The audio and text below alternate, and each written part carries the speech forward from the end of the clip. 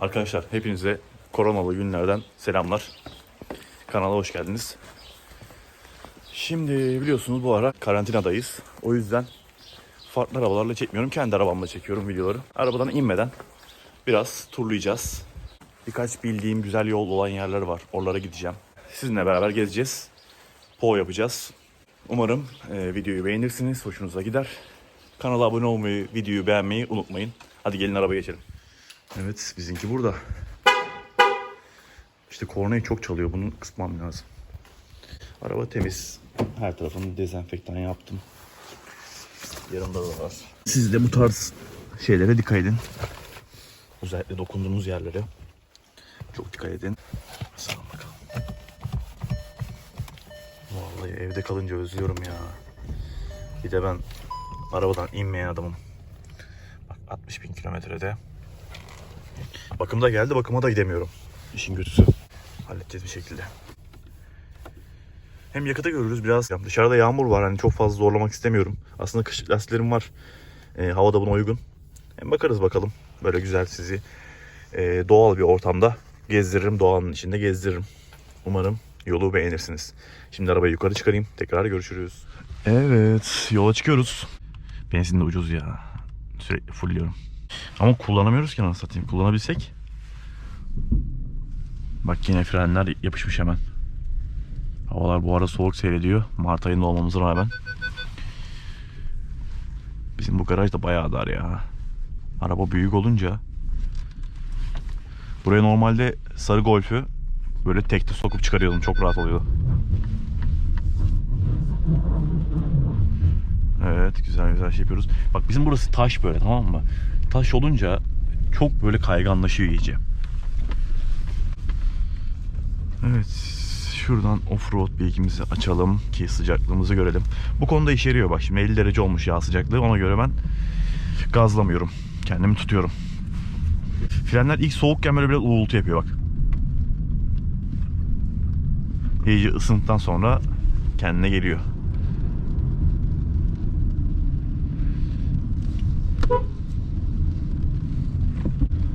Güzel de yağmur yağıyor bak, eğlenceli gezeriz ha. Ben yağmurlu havalarda sürmeyi çok seviyorum ya. Evet, arka lastiğimiz inmiş yine. Ya lastikte bir hava kaçağı var. Hala uğraşamadım onu götürmeye. Kaldı öyle. Ama böyle çok zor iniyor yani. Öyle hemen inmez.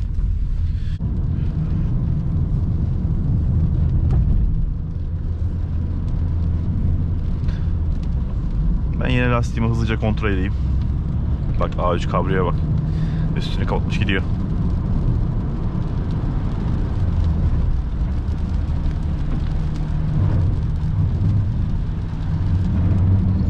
Arkası bayağı indi galiba ya. Çok geziyor şu anda arka taraf. Allah Allah.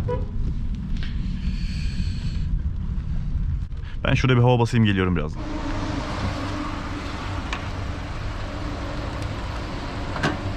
Allah. Ya bunun ucunu mu kopardınız ya? Vallahi helal olsun ya. Bak lastik bayağı iyiymiş. Başka da petrol yok ki. Evet arkadaşlar, bu yüzden işte yanınızda hep pompa olsun. Ben bagajda her zaman pompa taşıyorum. Hemen kurdum buraya. Petrolün içine girdim. Öyle lastiği şişiriyorum. Birazdan kendine gelir. Ben tekrar görüntüsü açarım. Evet, lastik kendine geldi şimdi. Yeter bence bu kadar ya. Bir 30'lara falan çıktı. Bu çok fazla şişirmez. O kadar performanslı bir şey değil. Ama beni idare edecek kadar oldu. Zaten çok fazla dolaşmayacağım. O yüzden bir şey olmaz. Çekelim bir şeyini toplayalım. Evet, kaldığımız yerden devam ediyoruz. Her zaman ellerinize bu dezenfektandan kullanmayı unutmayın. Bende artık böyle bir tik gibi oldu ya. Sürekli kullanasım geliyor. Bir rahatlatıyor beni ama bu sefer de ellerim kuruyor. Bilmiyorum sizde oluyor mu? Ellerimi acayip kurutuyor. Şimdi lastik uyarısını kapatalım. İçerisi sıcak oldu. Her şeyimiz tamam. Bir sorunumuz yok inşallah. Yollar gayet sakin. İnsanlar evinde. Ancak mesela çok daraldığınızda bu şekilde yapabilirsiniz. Kimseyle muhatap olmayacaksınız. Yaklaşmayacaksınız kimseye. Arabanızın tabii temiz olduğundan da emin olacaksınız. Ben çünkü arabayı tek başıma kullanıyorum. Kimse bilmiyor bu arabaya. Zaten 10 gündür de yatıyordu. O O yüzden içim rahattı açıkçası.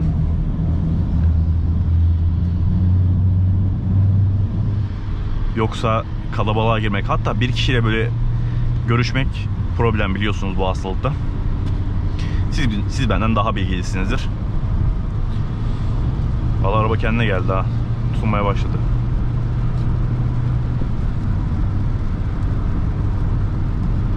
Şimdi ben gideceğim yere varayım.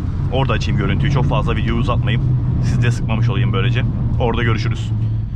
Şimdi böyle iki dağın arasından yanında bir çay geçiyor böyle. Çayın yanından yola gideceğiz. Bakalım frenlerim nasıl? Ya bu araçta ABS çok çabuk giriyor devreye. Ya benim lastiklerimle de alakalı olabilir. Çok böyle kaliteli lastik değil. Fabrikadan gelen lastikler Michelin ama Energy Saver geliyor. Energy Saver da aslında biraz daha az yakıt yakması için sürtünmesi düşük olan lastiklerden oluyor. Ama şu anda tam böyle kış lastiği havalık bir vakit var gibi. Buralar gayet sakin. Yine bir kasis. Çok aşırı zorlamayacağım. Arabayı üzmeden. Sevmiyorum çünkü öyle arabayı üzdüğümde hoşuma gitmiyor açıkçası. Burada yetkililer var. Yaşlı insanlara yiyecek yardım yapıyorlar. Evlerden çıkamadıkları için. Aracımdan bahsedeyim ben size. 1.4 TSI 125'lik ünite. Biraz zorlayayım bakayım kayma olacak mı? En azından bir kendimi göreyim.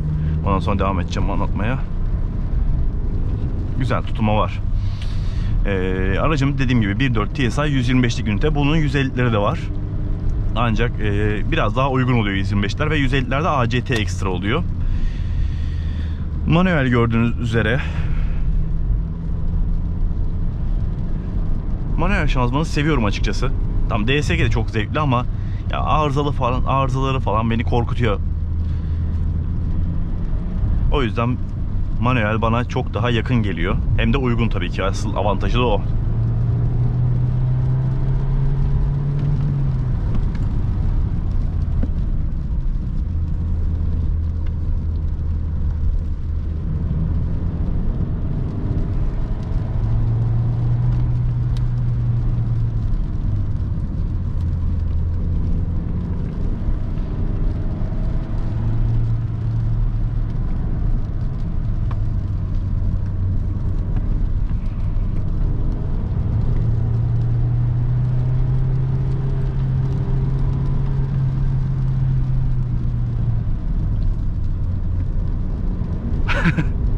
Şöyle viraj kasarken konuşmak çok zor oluyor. Tamamen yola odaklanmak istiyorum.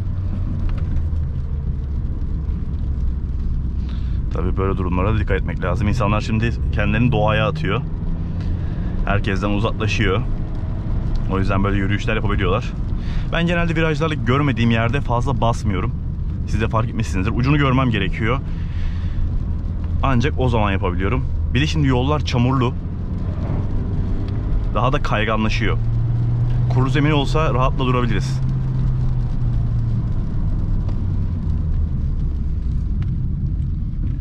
Bakalım köprüden.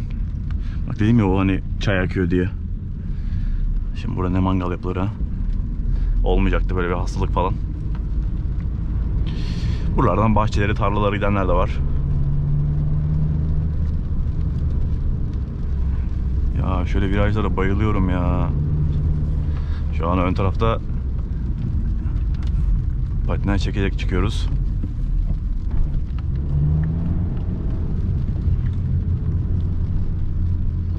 Ancak bayağı virajlıymış. Kıymamı açayım, şöyle cama vereyim, daha net görüyorsun etrafı.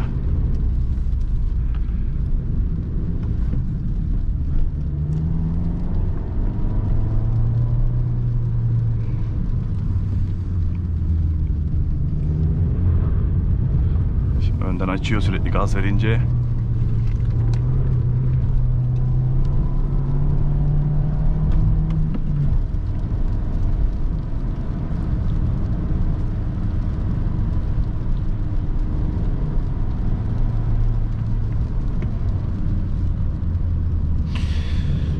Aslında karşıdan araba gelebilir diye de biraz zorlamak istemiyorum.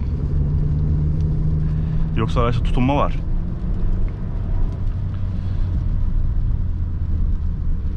Şimdi buranın ilerisinde köyler oluyor. Burası Sakarya Geyve'nin Ali Fuat Paşa beldesi olarak geçiyor. Ali Fuat Paşa mahallesi. Yeni isimlerle artık her yer mahalle oldu ya. Abi şu yola bakar mısın? Çok güzel ya. Millet İstanbul'da böyle test güzergahı bulamıyor. Bizim eve 5 dakika.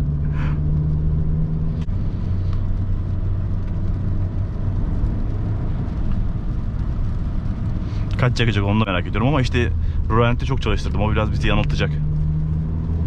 Roent'te çalışınca çok fazla yakıt gösteriyor ama o kadar yakmıyor.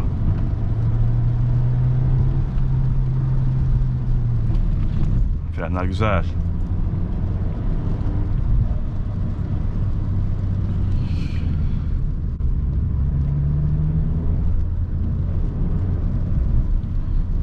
Şöyle dışarıdan içeriye. Sürekli kafadan kayıyoruz. Güç gaz verdikçe kafadan açıyor. Ama bu XTS sistemini OBD videosunda onu izleyebilirsiniz. Linkini koyacağım. O videoda açtım ben. XTS'i en yükseğe aldım. Şu anda onu fark ediyorum biliyor musunuz? Normalde bu kadar çok fazla etki yapmıyordu. Yani bırakıyordu kendi haline, kaydıktan sonra etki ediyordu. Şimdi artık en küçük şeyde bile hemen ekranda ESP ASR ışığı yanıyor ve arabayı içeri sokmaya çalışıyor. Yani onun etkisi büyük oluyor. Ben onu fark ettim şu anda. Normalde çoğu yerde şu an kafayı açardık. Bak. Hop. Hemen içeri sokuyor.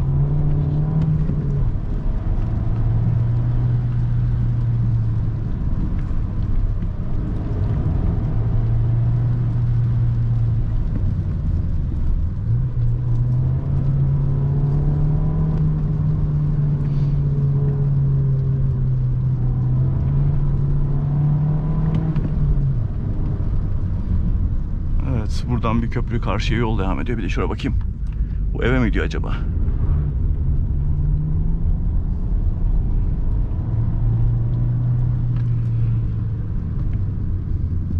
Sanki burası Karadeniz gibi değil mi ya? Vallahi sanki öyle bir izlenim aldım. Ama buralarda evler yapıyorlar.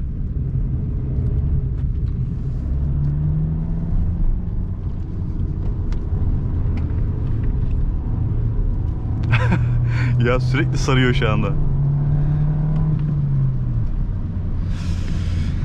Evet, artık buradan dönebiliriz. Köyün içine geldik. Vallahi bu hangi köy onu da bilmiyorum. Tabelası var mı? Güzel gazladık. Start stop'u kapatalım. Bu durumlarda start stop'u çalıştırmayın. Aracın mesela yağ sıcaklığını görelim. Bak şimdi yağ sıcaklığı 100'e çıkmış, görüyor musunuz? Hava sıcak olsa bu daha da 110'lara falan çıkacaktı. İnerken bu düşecek. Bayağı zorladık. Kaç yapmışız bakayım. Evet. Yakıt aldıktan sonra uzun süreli başlangıçtan itibaren 10 kilometrede 15 litre yakmışız. Ama işte şey var. O sabit çalışması var ya, o yüzden fazla gösteriyor. Normalde bu kadar yakmadı. Abi şu manzaraya bakar mısınız ya? Şuraya bakın. Efsane gözüküyor ya. Bak ben burada o kadar zamandır yaşıyorum, buraya gelmedim ya.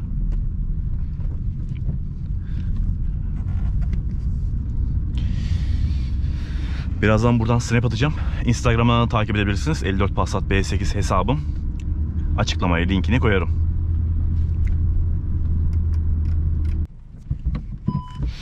Şurada bir fotoğraf çekeyim, geliyorum. Burasının manzarası güzel böyle. Araç çalışsın. Bu araçlarda otohold bu şekilde çalışıyor. Bak şu anda otohold'da araç. Ama kapıyı açınca bak el freni çektim. Ben hemen bir fotoğraf çekip geliyorum.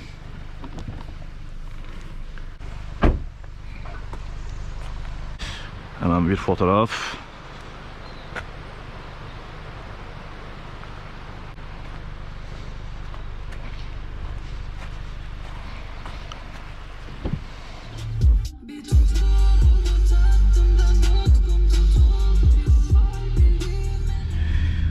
Evet arkadaşlar, şimdi dönüşümüze geçiyoruz. Bakalım dönüşte yakıtımız nasıl olacak? 15'te yukarı çıktık. Hayatımda hiç görmediğim bir değer. Buraya şey alayım ya.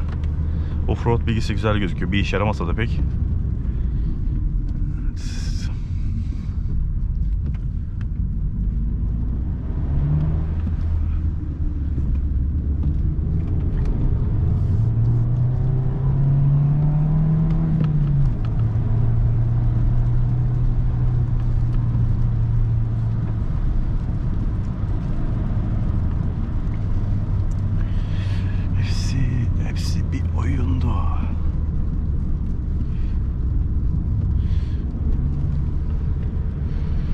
Kanala abone oldunuz mu?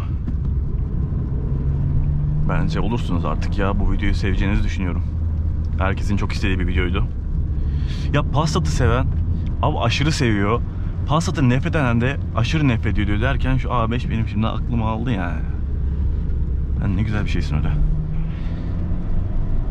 Bilmiyorum siz de fark ettiniz mi? Böyle acayip bir kopukluk var. Hani ortada yok. Ben bu yoldan mı geldim ya?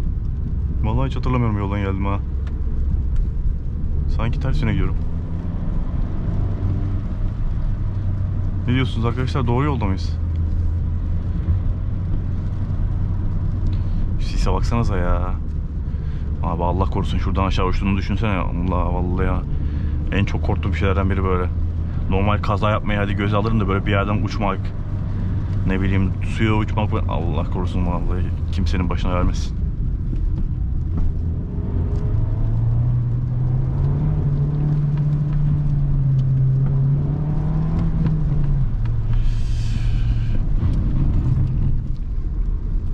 Arada bu şekilde frenleri kontrol ediyorum. Ne durumdayız diye.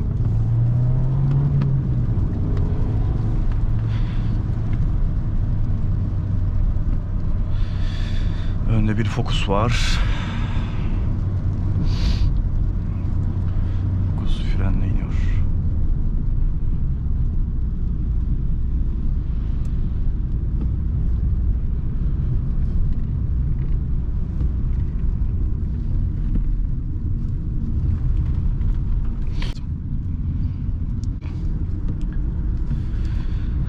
Oh, şöyle keyif inelim.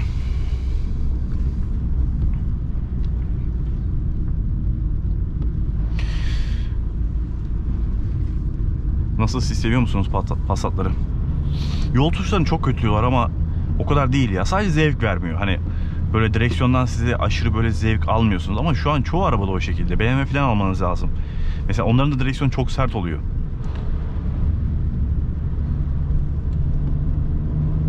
Ben daha çok yumuşak direksiyon benim hoşuma gidiyor ya.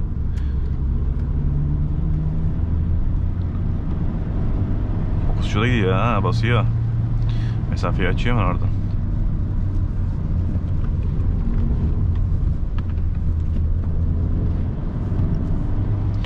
Direksiyonu her zaman iki elle tutmaya özen gösterin. Geçenki o hani işte test arabasıyla kaza yapıyorum videosu var ya. Onda da mesela o anda iki elle tutmasam belki o manevrayı yapamazdım o an. Hani ayarını tutturamazdım en azından. Daha çok bariyerlere yaklaşabilirdim. Ama iki elle kullandığınızda daha hakim oluyorsunuz. O değil de Focus'cu hiç şerit meri tanımıyor ya. Direkt çapraz gidiyor Allah. Karşıdan araba gelse.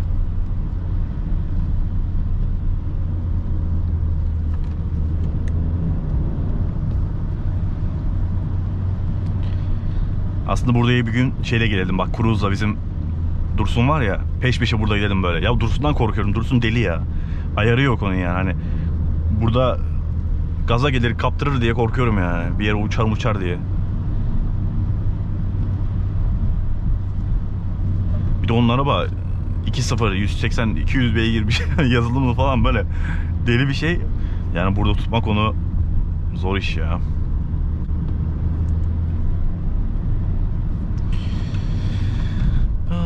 Bakalım ne olduk? 12.4'e düşmüşüz.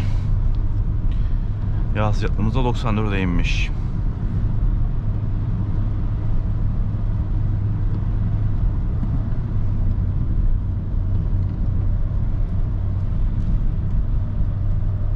Dediğim gibi bak, Focus sürekli solda.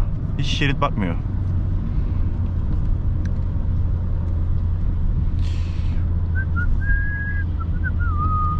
Ya şu telif olmasa da müzik çalsak şöyle bangır bangır. Ben de iyice gaza gelsem.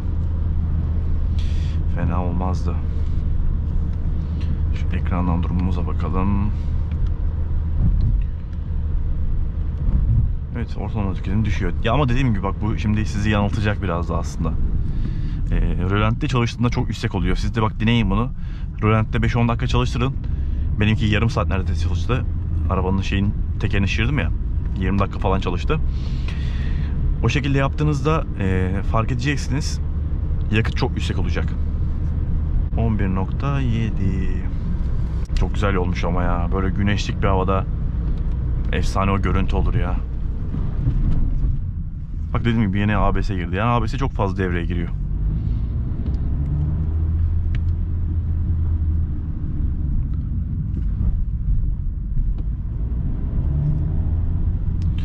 Kedicik ne yapıyorsun? İnşallah şu günler biter de rahata ereriz. Evet arkadaşlar, bu yoldan bu kadardı. Sizlere umarım böyle zevkli bir görüntü sağlamışımdır. Umarım keyif almışsınızdır. Ben aşırı derece keyif aldım. Vallahi çok sevdim ya. Daha önce gelseydim Çeşmeyola. Bu tarz böyle tek şerit yollar benim çok hoşuma gidiyor. Biraz daha şeritler belli olsa mesela, karşı taraftakinin bana gelmeyeceğine emin olsam çok daha güzel olacak. Ama işte bizim burada fazla onu sallamazlar. Hani ilçe olunca biraz daha dikkat az oluyor bu tarz konulara. Olabildiğince kendimi kimseyi tehlikeye atmadan sürmeye çalıştım. Bu tarz povların devamı gelecek. Bizim buralarda efsane yollar var. Emin olun var ya, çoğu yerde bulamayacağınız yollar bizim buralarda var. Ve aşırı keyif alacağız yani. Ayrıca şunu da söylemek istiyorum. Bak 1.4 CSI çekmiyor, gitmiyor, etmiyor. Bu tarz düşünenler varsa kesinlikle yanılıyor. Emin olabilirler buna. Öyle bir hayat yok yani. 1.4 TSI 125'lik dizelden daha iyi gidiyor. Bunun tabii ki bir 150, 2.0 150'lik dizeller, onlar çok daha iyidir ama kalkışlarda belki biraz daha 1.6 TDI'ler avantajlıdır ama TDI sonradan kesilecektir. Benimkiler mesela 200-210'lara rahat çıkıyor. 180'den 200'e çıkması kolay oluyor yani, daha hızlı çıkıyor. Son bir yakıt değerini de size göstereyim. Sonrasında videoyu sonlandırayım. Bak 11.5'a kadar düşmüşüz. 17 kilometre yol gitmişiz. 50 dakika bak, görüyor musun? O yüzden diyorum size. Yani videonun dakikasını göreceksiniz. 11.5 litre 21 kilometre ortalama hızla yakmışız. Bence güzel bir değer. Şimdi bunu 100 kilometrede 11.5 olarak düşünün. Ben şimdi normal düz yola çıksam bu 6'lara düşecek. Ama hani şöyle hesaplamamız gerekiyor aslında. Bunu 20 kilometre diyelim. Burada 11.5 ya. 20 kilometre 100 kilometrenin 5'te 1'i. Bunun da 5'te 1'ini alacaksınız. 11.5'un 5'te 1'i ne yapar? 2.5 2.25 falan yapar. Yani şu anda bu gezmemizle yaktığımız litre 2.25 litre çarpı 6. Hatta şu anda 5 falan. Hatta şu an yani 5 ya, şu an ne 6'sı, bak kafalar nasıl gitmiş görüyor musunuz? Şu anda 5 lira 2.5 litre yaktığınızı düşünürseniz, hadi 3 lira olsun hata payıyla, 5 kere 3 15. Şu anda bu yolda 15 lira yaktık ve hiçbir şey, bu aldığınız zevkin yanında bence 15 lira çok iyi bir değer. Bu şekilde başka videolarda görüşürüz. Kendinize dikkat edin. Seviyorum sizi.